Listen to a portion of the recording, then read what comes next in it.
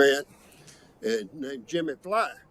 And Jimmy used to hunt with us, well, still does hunt with us down at our camp at Bear Lake. But he was about, I don't know, 10, 12 years old. His deer stand and my deer stand were a couple 100 yards apart.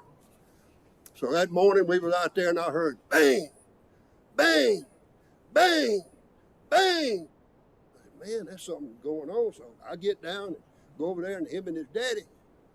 And they said, what's going on? He said, well, Jimmy knocked a buck down. Where'd he go? Well, come on, Jimmy, we'll trail him. So we got the blood and we started trailing. I got up in a little old thicket. I said, Jimmy, there he is right there. There he is right there. He said, you see him right there, Jimmy? He said, yes, sir, I see him. I said, well, shoot him. I ain't got no more bullets. Now, if I'm lying, I'm dying. Is that true, Jimmy? That's a true story. Me and my dad was both going. We had both, just the dog was chasing the little fucker away.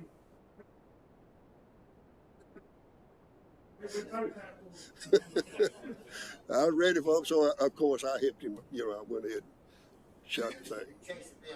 I did. Representative Kincaid, we appreciate you being here. We appreciate all the guests that are here. Thank you for coming today. I'm going to ask Russ Waltz if he will open us with a prayer, please. Father God, thank you for the day, for the blessings that you give us, and the opportunity that you have given us today to come discuss the resources that you have trusted us with. God, thank you for the weather today. We ask that all that we do here today will please with you, but we ask you to give traveling mercy and grace to those as they leave here today. Thank you for loving us. Thank you for Jesus and all us in Christ. Amen. Thank you. Amen. Thank you. Okay. What about the minutes? Y'all read the minutes? And do I have a motion? Motion. Motion's been made and seconded. We adopt the minutes. Any more comments? All in favor? Aye. Motion carries. How about today's agenda? Everything in line, Mr. Posey? Okay. How about the agenda? Will I have a motion on it? I'll make a motion. Mr. Chairman, only one thing on the agenda. I think the staff was going to give us some recommendations on the seniors. Yeah. Is that in this? Yeah. Okay. Yeah. Right. It's on there. It's on the agenda and they're here. Okay, senior dog, I got you. Yeah. Okay. How about, did we get a motion and a second? Got a motion, who's the second? I'll second. Okay. All in favor? Aye. Motion carries. All right. Mr. Chris Winter wants to speak. Public comments. I talked to him earlier and I told him no more than 5 minutes, but go ahead. Yes, You're welcome.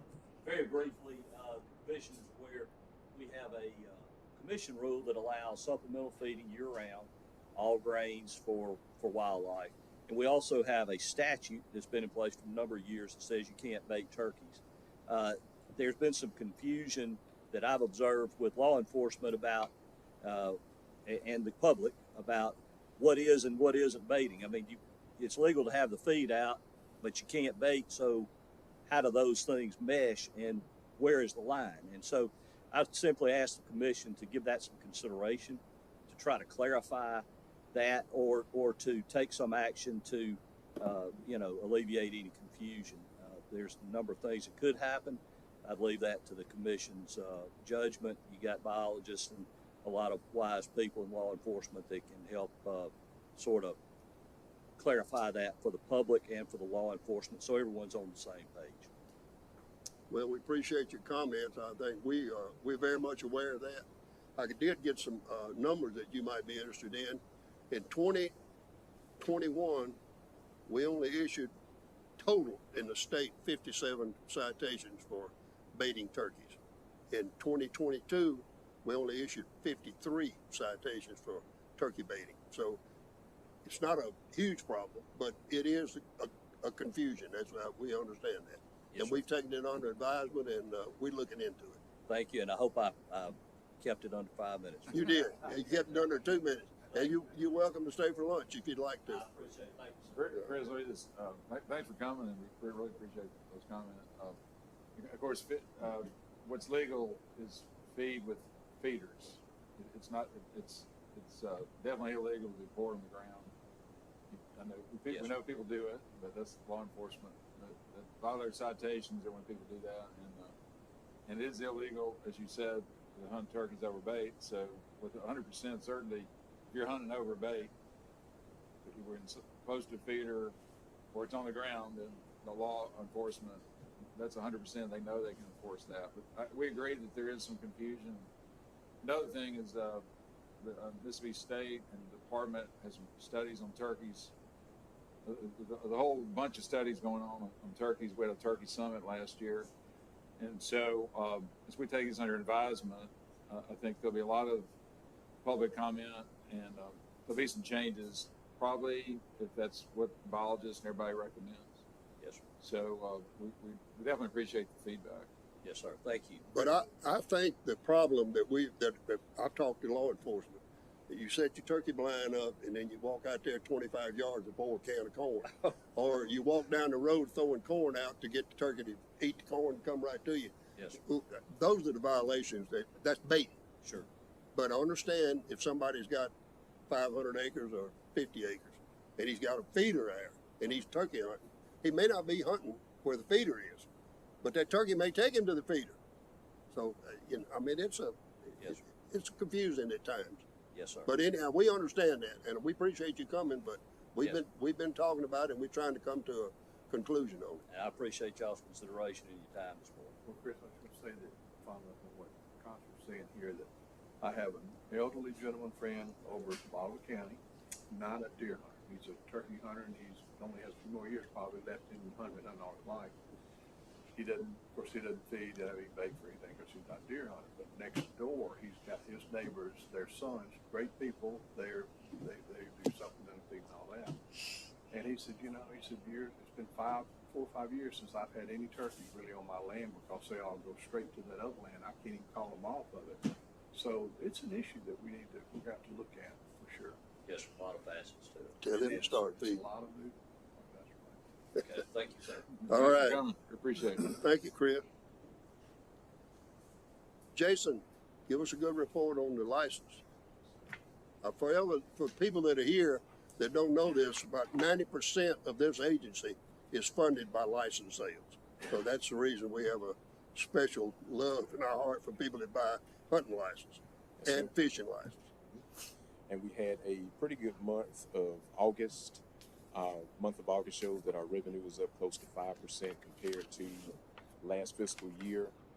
Resident license sales are down 1%, but the all game freshwater fishing license is up 2% from last year. The 3-day freshwater 3%, and we've sold at this point 90 more WMA permits than we did on last year. Non-resident license sales are up 7%. The small game 11%, the all game annual 24%, and the non-resident WMA permits are up also 32%. The permit category is up close to 7%, and lifetime licenses are up 39%, $37,000 more than last year. At the bottom of our summary report, WMA app downloads, just give you numbers. FY23, we're at 1,239. 851 are iOS users, 388 Android users, 3,998 set up for auto renewal this year versus 6,008 last year. And that number again is going to decrease as more and more people auto renew. And license packages, 2,012 sold compared to 1,653 last year. That was a number there, how much the alligator permits for the alligator, how much revenue that brought in? I know there was what? Yes, sir, I have it. Know the number. I've been seeing they've been catching some big ones. I ain't doing it. I do. You need to go with me. I know you go. Yes, sir. So this year, just the alligator license, we've sold 1,893, and that's up from last year where we sold 1,762. So those are pretty good numbers. It for was this year. 1,800. That's super. Yes, sir. There's a couple of questions for you. The velvet antler permits. Yes. What's the number on that so far? And can you break it out in-state and out-of-state? I can. So currently, we pulled this on yesterday. We're at 1,761. That's for residents. So that's $5 a piece. So $8,805. And the non-resident, 591, and that's 29,550. So a total of 2,352 sold so far. Correct. And that's for this weekend? Is that this weekend coming up? So what Yeah. we did, Friday, yes. Saturday, Sunday. Yes. 1,500? Yes, that's great. So everybody knows about it and the word gets out. So it's clarification, got been asked this question. Lifetime licensees, if people have a lifetime license, they don't have to buy the in-state license. They don't have to buy the velvet antler thing. That's correct. There. They have to buy a Mississippi duck stamp. They do have to buy their duck stamp, both state and federal. They have to buy the Mississippi state duck stamp and the federal. And the alligator, $25 permit, they don't have to buy. They do not have to buy. That's correct. What else do lifetime people not have to buy? They don't have to buy, of course, their big, small game, archery, primitive weapon, WMA, saltwater license. They're exempt from purchasing those. That's all included in the lifetime license. So could you just repeat that again for the record? So big, small game, archery, primitive weapon, the WMA permit, and the saltwater license are all included. Okay. In that. Just the Mississippi duck stamp Federal duck stamp. and And federal. federal duck stamp are not included. Only two things Correct. that they have to buy. Okay. That's correct. So overall, the non-resident, what was the number on that? Is it up or 500? Yeah, non-residents, they're up 7% from last seven? year. That's what I thought. Okay, great. Jason, I know most people know, actually, I don't even know. What's the easiest way to get that velvet permit? Because I need to get one. I'm sure there's You people. can go on your mobile phone. You Is can the go and hit the click the link and click of the link. You can do it on your mobile, on the mobile app. You can go on our online portal. okay. Go to a Walmart, Academy Sport, anywhere that sells hunting and fishing Got it. licenses. You All can do it. Thank you. Go to the office in Jackson, of Go course. to the office in Jackson and come see us. Sell it there. More questions? We appreciate you. All right, Thank you, sir. Okay, Russ. I know some gentlemen in the group will be glad to hear this. Always want folks to leave happy. All right, thank you, Mr. Chairman. So last month there was a request made to look at potential for senior adult hunts on our WMAs. So bring to you today proposed rule 1.12 and 1.46. If you look at tab 5 in your book there, you'll have a summary here of two senior adult hunts that we propose for this upcoming season, 2022-2023 season. And this will be for Mahana and Phil Bryant WMAs. So we propose to have a 2-day senior adult hunt on Mahana and Phil Bryant WMAs. That will be January 19th and 20th of 2023. These will be weapon of choice hunts. It'll be one legal buck and one antlerless deer. So these will be draw hunts. We'll have the application period will be November 1st through the 15th. And then we'll draw the latter part of November, which will give plenty of time for drawn hunters to prepare for that January season. They may apply with a partner, like our normal draw process. So if you wanted to apply for a hunt, you can draw with a partner, or they can apply singly. And if a hunter gets drawn just by himself, and he still wants to take a non-hunting partner with him, he can do that. We look to draw approximately 125 hunters. 125? Yeah. So it'll be all of Mahana and all of Phil Bryant WMAs. So we'll be able to draw approximately 125 hunters. And they'll be the only ones there. That's right. On these 2 days. The only other thing that may be going on will be waterfowl hunt on a Friday or some small game hunting, but deer season for those 2 days will be strictly for the senior adult hunts on these 2 days.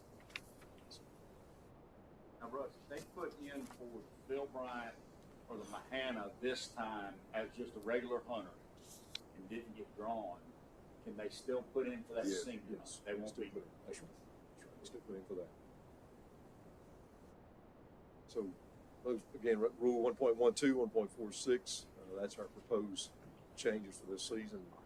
You so motion to approve that today, Mr. Chairman. Do I hear any more comment? A motion? Second. Motion and a second. All in favor? Aye. Motion carries. Good. Thank you, Mr. Chairman. I know two gentlemen back there that came last time. Hope you get drawn.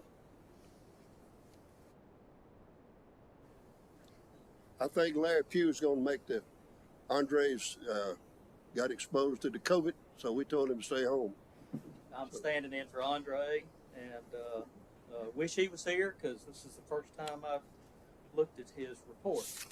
But I will say we were on our way here this morning, and we got out and about fairly early to go by John Kyle State Park and Mallard Point Golf Course just to check things out. I was wondering if we were going to get here on time because our executive director chose to get on the mini excavator the PM crew was running and start operating it. And we were wondering if he was going to be able to get off the equipment to get here on time. Because I think he would have rather stayed there and ran the mini X than come to the commission meeting. And then we saw a bunch of turkeys, and you know we have to stop and look at all that. Yeah. But anyway, if you flip to tab 6, you'll see our state park summary. If you look at, you know, really what drives our state parks in terms of camping, cabins, and motels, primitive camping, you'll notice overall we're up compared to August of 2021, about $9,000, $8,600 to be exact. Our RV camping's down a little bit. Obviously, you're aware that we've got some campgrounds that we're renovating. Tishomingo State Park, for example, Buccaneer State Park. We've got a new campground we're working on. So going in the fall, we look for these numbers to really bounce back. We know the campgrounds are full. Usually at John Kyle, it's a destination football weekend. So we look for those numbers to bounce back on RV camping. If you look at the actual permits in the next column below, down about $2,700, $2,800 actually. Again, not a real concern as we head into the fall. Nothing that is concerning. And then at the bottom, when we look at gross monthly revenue, we're up a little bit. And if you look at the very last figure, 1.7 million in 23, 1.8 million in FY22, only a difference of $147,000. So not a huge number to make up as we really go into the fall. Right. Any more questions for Larry? Are the tenor people still? Tent people? We, you know, and obviously I don't have those numbers, but from what we've seen, Are they still doing it? sorry. They're still doing it? Oh yeah, and we think okay. that'll pick up obviously Yeah, as when it it gets cools cooler. off. Yeah. LaFleur's Bluff opened back up Friday, I believe, from the flood, so it was good to get that back open to the public. Mallard Point Golf Course ribbon cutting will be this Friday, so we're excited to get that golf course going. We went by there today and checked some stuff out. And the construction's going on. Construction's making progress. Mm-hmm. Oh, the different park projects? Oh, yes, sir. Yeah, moving right along. I think we're going to be looking at our Phase 1A, or Phase 1 as we call it, those 5 parks. That's going to be coming on fairly quickly. We should let the bids probably at the end of November from cabins at Percy Quinn and Natchez. Good. And the ones at Roosevelt are about done? They're getting close, and we've got a big work day planned at Roosevelt. We're going to focus on small, like different parks, come in and really clean the park up, and hoping to light some legislation over there, finish the 2 cabins and show off the park a little bit. When do you think that'll be? Kind of depends on the construction company there right now. They've got, quite honestly, they've got, I think, a December deadline, and, we're trying to push them to make them finish a little early. But, they're not gonna seem to be any rush right now. It's hard to control them, I know. We do expect Tishomingo's campground to be completed probably in the next month. I know they were behind, had some rain days, so probably the next 4 to 6 weeks we hope to be doing a ribbon cutting or something at Tishomingo. That is an outstanding place up there. It amazes me, right? You think you're in a different country. Thank y'all. All right. Thank you, Larry. Colonel Carter. Chairman, Commissioners, good morning.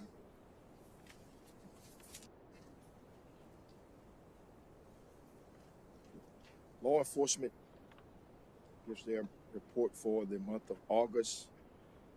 If you look at your license and compliance checks, you'll see there was a total of 533 citations issued. The top 5 being 200 for no license, 43 for no boat registration, 27 PFD violations, 21 for violations of running lights, and 16 for trespassing. On our next page is our Dove season opener, details that were worked throughout the state by all of our officers, including myself, for the month of, for our opening day of the Dove season. Here's the reports and your stats.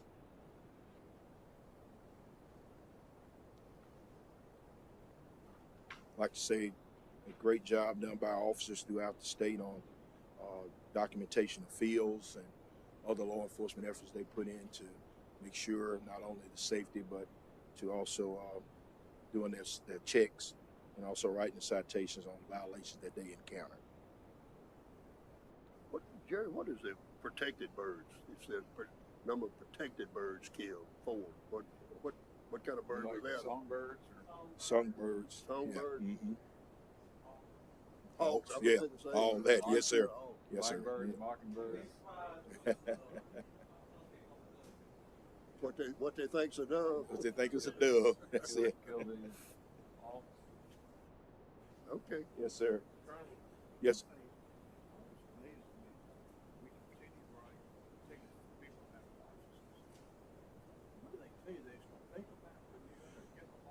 Some of them we encounter is last minute, and they just take that risk and figure we're not going to encounter them, and chances are we do, and they don't do the online when they can just buy it over the phone and all that. It is, yes, sir. Yeah, 1-800-5-GO-HUNT. They don't do it, and they just take the risk, and there it is. We come upon. I'm always amazed at that. Yes, sir. Is there any correlation with age of people who don't have licenses? Is it Uh, younger, older? I would everybody? probably say more the younger, a little bit between the 20 that I've encountered, 20, maybe 50-ish. I didn't get them in time, or I was in a rush, and I said, well, you could have bought them over the phone, and you would have had that problem solved. And we would have been glad to check your license receipt purchase on your phone. So it basically runs in that age group. And now that if it's on their phone on the app, that's sufficient, right? It is, sir. Yes, sir. We accept that. Yes, sir. Well, that's the same thing with people going duck hunting without a duck stamp. I mean, it's dumb and dumber. On our next page, this is the alligator, doing alligator season. This was in Coahoma County. One of the officers here that was involved in the violation, apprehending these individuals, is here with us today. This was in Coahoma County. They had gotten a call from a landowner. These individuals on private property, so they thought it was public waters that they were hunting alligators, and good job by all the officers involved, and they made a case on this on these individuals.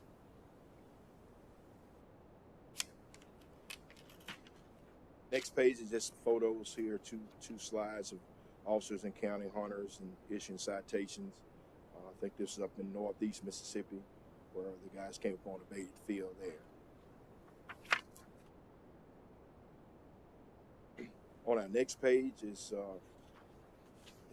6 cadets that graduated from Malota, along with the rest of their class, they have now reported back to Makota. They're in, if I'm correct, week 7 or 8 of their training. Training is going great. We're very proud of these officers. The one that's in the back, tallest next to me, he was the class president of Malota, Officer Dalen Nelson. Got 2 females. We have 2 females, yes, sir. Miss Amy May and Miss Claire Beard. We're looking for projected graduation date is October 20th at Makota. For officially all 9 of them to graduate Makota. Are you starting on another class anytime soon? We're in the process. Captain Madden is putting everything together, trying to make sure it corresponds with Malota training as well when they open up their academy, so we can get everything kind of in that sequence to go as planned. Just proud to say that our McHenry Sporting Clay Trail is now open to the public. So that's one of our visitors that was there, and an opportunity to shoot a few clays while he was there. So it is open. Next page is the shooting range customer counts. August 1st, 2022 to September 4th of 2022, McIver had a total of 755 customers. Turcotte had 740. McHenry had 635 customers.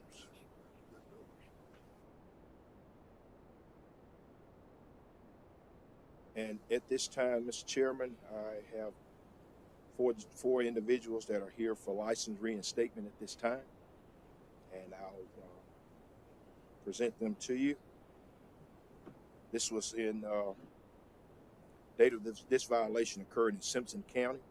Arresting officer was Officer Patrick Davis.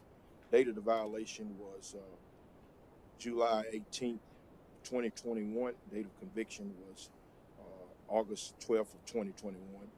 And this is Mr. Jeremy Cockrell. If he's here, I'll let him come forward and tell you all the rest of the story of the violation. Okay, Jeremy, relax. Just tell us what happened. I stepped outside and I shined a light out across my field, and I seen the deer standing out in the field. And I stepped back inside and I grabbed a gun and I shot him. But I regret it every day. Was that your house? Yes, sir. Shot him out of your carport? Yes, sir. And I regret it every day. Was it doe or what? But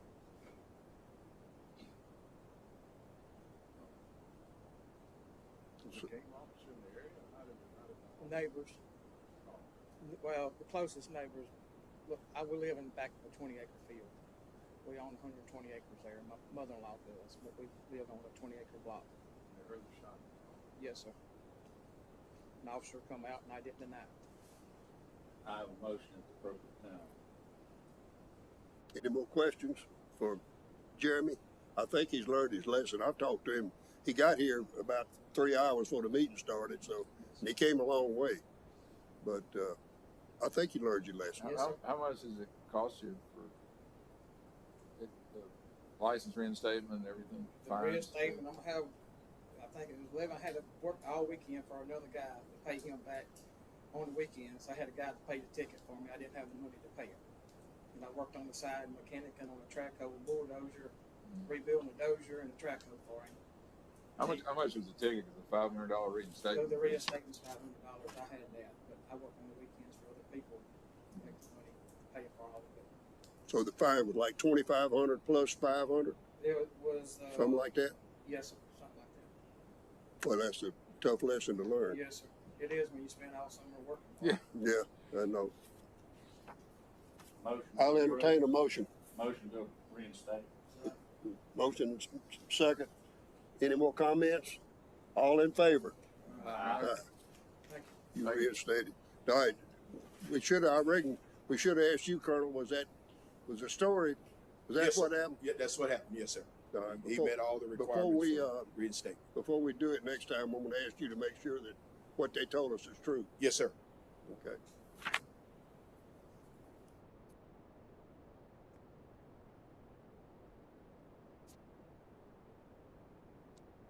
Next individual is Mr. Tyler Woodcock. This violation occurred in Yazoo County. The arresting officer was Officers Bailey Jones and Officer Zach Smith. Date of the violation was December 8th, 2020. Date of conviction was 07/07 of 2021. And Mr. Woodcock, if you're here, we'll let him come forth and tell you his story. We just got done hunting Twin Oaks on a draw hunt. It was actually me and him. And went back to the camp, got something to eat, and decided that the next day was my birthday, so we were gonna ride. It got dark. We were gonna ride till 12, till it was my birthday.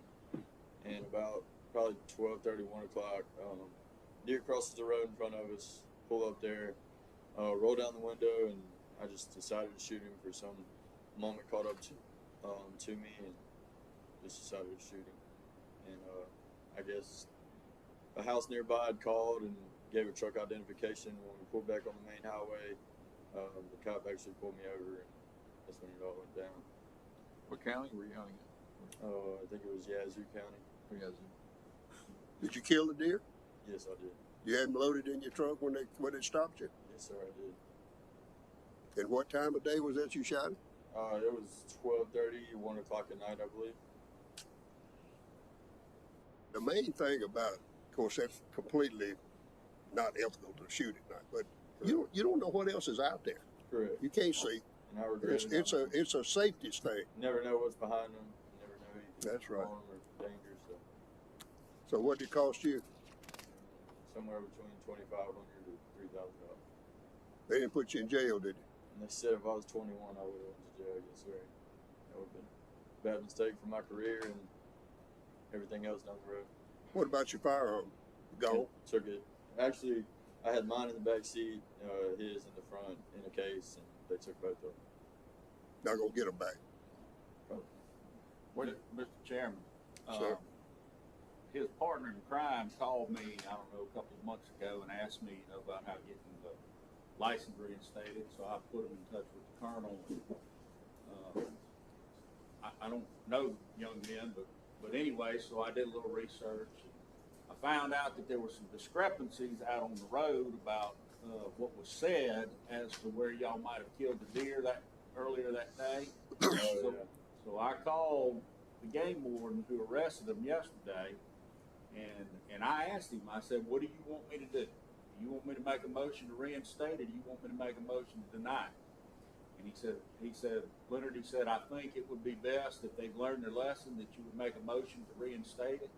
So next time y'all see that game warden, Officer Jones, Conservation Officer Jones, you need to thank him, because you came here today and told the truth, it sounds like. Yes, sir. And that's what we asked for. So I have a motion that's appropriate. I'm going to hear from Colonel. Was that, Yes, sir. He has met all the requirements.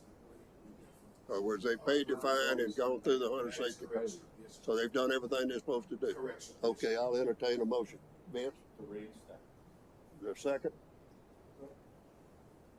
Any more comments? All in favor? Aye. Motion carries.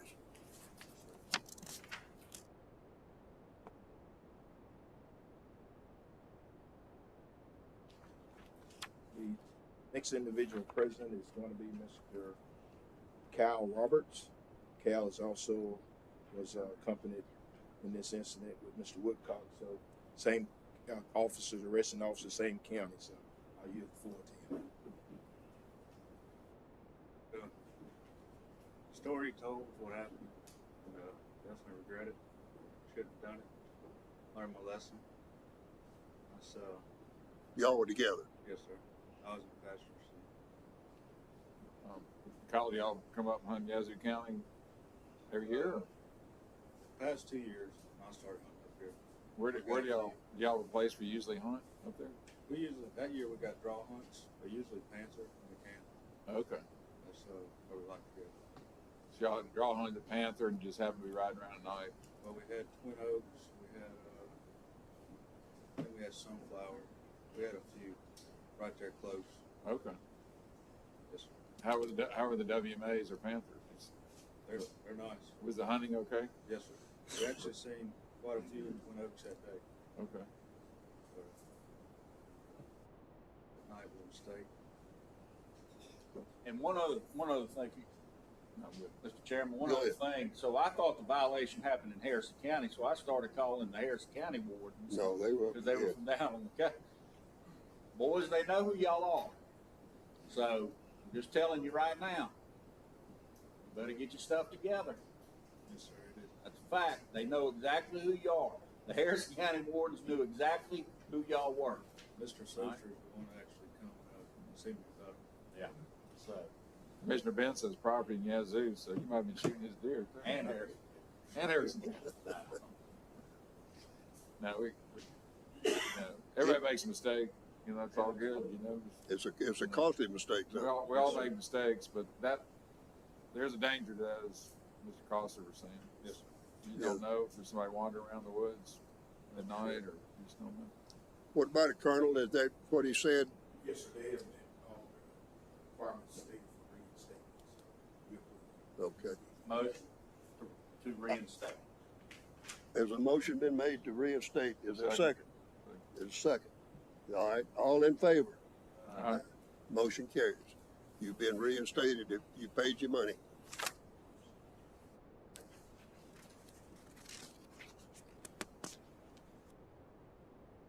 One more, young man. Mr. John Campbell, this is an incident happened in Lauderdale County, headlighting incident. Officers Joey Neese and Officer Bud Loper were the arresting officers. Date of the violation was January 18th of 2021. Date of conviction was March 2nd of 2021. And Mr. Campbell is here to give his side of the story. Mr. Campbell. Yes. So we initially left out to go spotlighting. Yeah, I don't know why. I could have just killed a deer in daytime, and I knew that. But we left out to go. A buddy of mine, I was hanging out at his house at the time, and he said I need some deer meat. So we ended up going out there, and I knew a place we could kill one. So we went down there. Sure enough, went over there and spotlighted, and there was one out there. Shot it, and then on the way to the house to clean it, we got greedy, I guess you would say, and a place where I'd seen a buck across a few nights on the way home from school.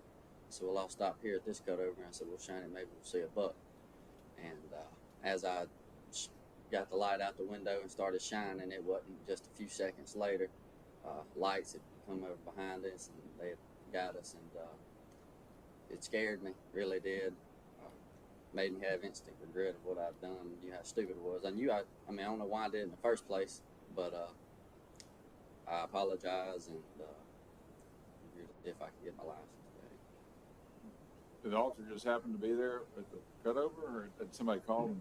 You know? Well, I think it's known for spotlighting. I mean, there's people spotlight there all the time. There's a good many people that go down there. I know that because there's 2 hunting clubs right there close by, and there's a good bit of deer there. So I know that we wasn't the only ones that had been down there. Actually, at the time I was in high school, and there were some buddies that I used to hang out with, and they would go down there too and go spotlighting. So I figured somebody had ended up driving by and called them in, and they had set up down there one night. We ended up getting caught. Well, the word gets around how much money it costs you, and losing your gun, and not being able to hunt, because we hope you get your license back. But Yes, it's just, like you say, it's no reason to do it. As many deer you see in the daytime. I mean, they're everywhere. We got 1 million deer in Mississippi. Yes, sir. No, I understood how stupid it was whenever Mama gave me that ticket and said, all right, you got to pay it. So, well, yes, sir. and you took your hunter's head. Yes, sir, I did. Colonel, what about it? I'll be careful, boys. Yes, sir. He met all the requirements, sir, for reinstatement. So Well, I think from what his statement, it appears to me he's learned his lesson. Do I have a motion? Yes, sir. Motion to Second. reinstate. Motion been made to reinstate and second. That makes sense. Any more discussion? All in favor? Motion carries. Thank you. Thank you for coming.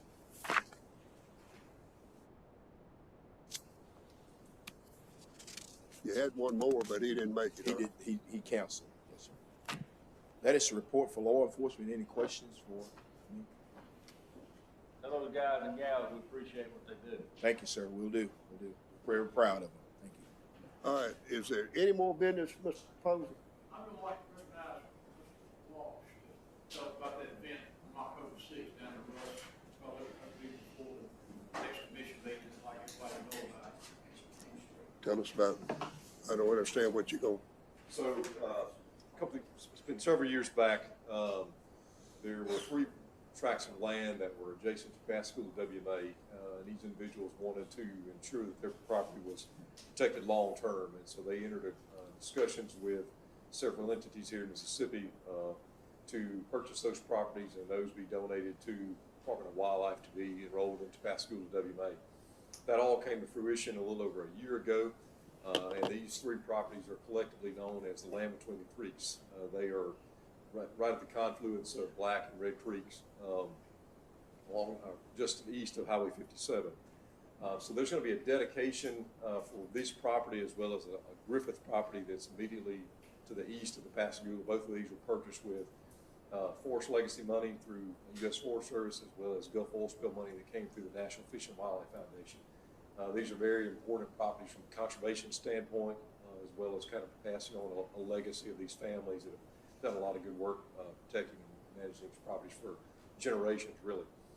So there's going to be a dedication for this property on October the 6th at Land Between the Creeks. So there'll be representatives there from multiple agencies as well as those that are in the political realm and the conservation world.